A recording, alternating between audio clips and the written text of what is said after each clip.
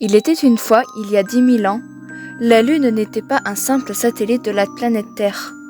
Elle habitait un royaume riche et prospère, le Silver Millennium, dans lequel vivaient les Sélénites. Les Sélénites étaient un peuple céleste qui avait reçu comme don une longévité exceptionnelle. Le Silver Millennium était gardé par Queen Serenity, une reine aussi belle que puissante, qui régnait sur le système solaire depuis son somptueux palais royal, le Moon Castle. Queen Serenity avait pour mission de protéger la Lune et la Terre, de préserver la paix entre les deux peuples et de veiller sur l'évolution des progrès de l'humanité. La reine accomplissait sa mission de monarque avec sagesse et bienveillance.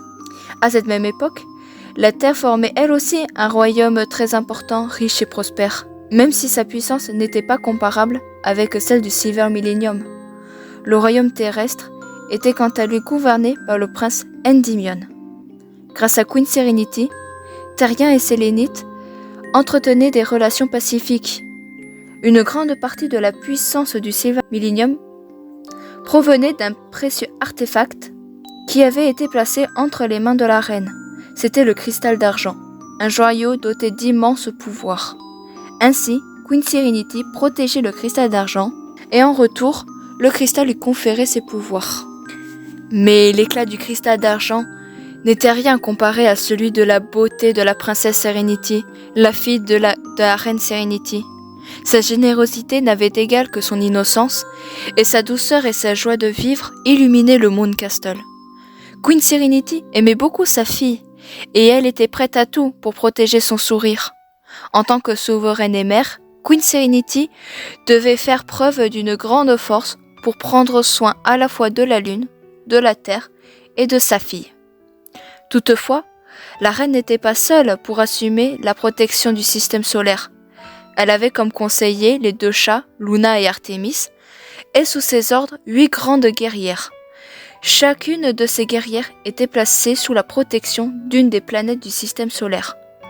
Sailor Mars, Sailor Mercure, Sailor Jupiter et Sailor Vénus formaient le groupe des Inner Senshi, les guerrières chargées de protéger et veiller sur la princesse Serenity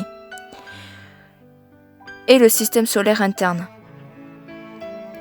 Sailor Uranus, Sailor Neptune et Sailor Pluton formaient quant à elles le groupe des Hunter Senshi, chargés de veiller sur le système solaire externe et de réagir en cas d'invasion extérieure. Enfin, il y avait Sailor Saturn, une guerrière à part, qui devait rester endormie dans son château flottant, autour de sa planète. Dotée de pouvoirs destructeurs, capable de détruire des planètes et des systèmes solaires entiers, Sailor Saturn ne devait être réveillée qu'en cas d'absolue nécessité. Elle était la guerrière taboue, la solution ultime lorsqu'un grave conflit ne trouvait pas d'issue. Son réveil signifiait alors que le temps du silence, de la destruction et de la renaissance était inévitable. Néanmoins, la paix régnait dans le système solaire. Le Silver Millennium et la Terre connaissaient une ère glorieuse et les 2 royaumes avaient atteint leur âge d'or. Loin de toutes ces considérations politiques, la princesse Serenity vivait dans la joie et l'insouciance, entourée de ses amis Sailor. Ses responsabilités en tant qu'héritière du royaume de la Lune ne la captivaient guère, et Serenity préférait passer son temps à contempler rêveusement la Terre. La princesse se sentait inexplicablement attirée par cette planète, envoûtée par sa couleur bleue apaisante. Serenity commença alors à se rendre sur Terre en cachette pour voir de plus près les merveilles que cette planète renfermait. Un jour, elle y fait la rencontre d'Endymion, le beau et courageux prince de la Terre. Tous 2 tombèrent immédiatement amoureux l'un de l'autre et entamèrent une relation secrète. En effet, l'union entre un Sélénite et un Terrien était interdite par la loi divine, mais Serenity n'en avait que faire, et dès que l'occasion se présentait, elle échappait à la surveillance des Sailors et alla rejoindre Endymion sur Terre. Les jours s'écoulaient ainsi, paisiblement, pour la princesse de la Lune, mais un tel bonheur ne pouvait durer éternellement.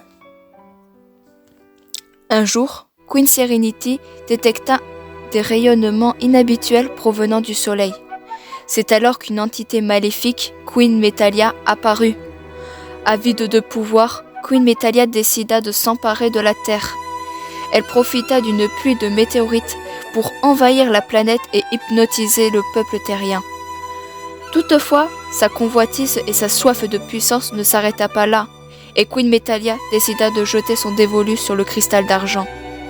Mais pour atteindre le fabuleux joyau, Queen Metalia devait utiliser la force.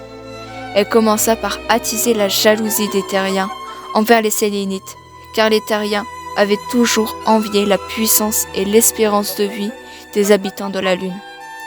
Ensuite, Queen Metalia manipula la sorcière Beryl pour qu'elle lève une armée afin que les terriens prennent d'assaut le Silver Millennium. La guerre ne pouvait plus être évitée. Voyant cette armée sur eux, les Sélénites s'organisèrent et d'impitoyables combats éclatèrent sur la Lune, dévastant le Silver Millennium. La puissance des terriens était décuplée par l'énergie maléfique de Queen Metalia. Les guerriers Sailor résistèrent, mais leurs forces furent insuffisantes pour repousser cet assaut. Sailor Mercury, Sailor Mars, Sailor Jupiter et Sailor Vénus périrent en tentant de protéger le Silver Millennium. Sailor Uranus, Sailor Neptune et Sailor Pluton ne purent venir en aide à leurs alliés ayant reçu pour ordre de garder leur poste dans le système solaire externe. Elles assistèrent donc impuissantes à la guerre qui déchira les Terriens et les Sélénites. Lorsque le prince Endymion vit son propre peuple assaillir le peuple de sa bien-aimée, il tenta de lui faire entendre raison, mais le pouvoir manipulateur de Queen Metalia était trop puissant. Cependant, Beryl voulait épargner la vie d'Endymion, car la sorcière était elle aussi amoureuse du prince, et elle haïssait Serenity de lui avoir volé l'homme qu'elle aimait. Beryl proposa à Endymion de la rejoindre et de régner à ses côtés sur le système solaire entier. Mais Endymion refusa et préféra protéger Serenity. De rage, Beryl leva son épée et attaqua Serenity. Mais Endymion s'interposa et reçut le coup à sa place. Le corps sans vie du prince s'affaissa sous les yeux de Serenity. Submergée par le chagrin et ne pouvant supporter la perte de son bien-aimé, Serenity se donna la mort pour le rejoindre. La fin du royaume de la Lune sonna. Acculée par cette puissance malfaisante, sans limite et anéantie par la mort de sa fille, Queen Serenity utilisa la toute-puissance du cristal d'argent et parvint à enfermer Queen Metalia. Une fois le calme retombé sur les ruines fumantes du Silver Millennium, Queen Serenity rassembla ses forces et celles du cristal d'argent pour envoyer les âmes de Serenity, d'Endymion et des guerrières Sailor à travers le temps et l'espace, afin qu'elles se réincarnent sur Terre dans un futur que la reine espérait plus heureux.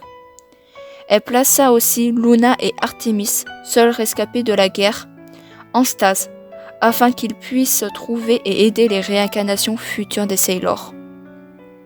Ce dernier geste accompli, Queen Serenity rendit son dernier souffle. La destruction du Silver Millennium et la mort des Sélénites provoqua une résonance à travers le système solaire qui activa les talismans de Sailor Uranus, Sailor Neptune et Sailor Pluton. L'activation de ces talismans tira Sailor Saturne de son profond sommeil. À son réveil, la sombre Sailor rendit sa faux mortelle. Elle répandit le silence sur tout le système solaire. Elle abattit la mort sur ses habitants toujours en vie et permit ainsi la renaissance de l'humanité tout entière. Des milliers d'années plus tard, les pouvoirs d'une jeune fille s'éveilleront sur Terre.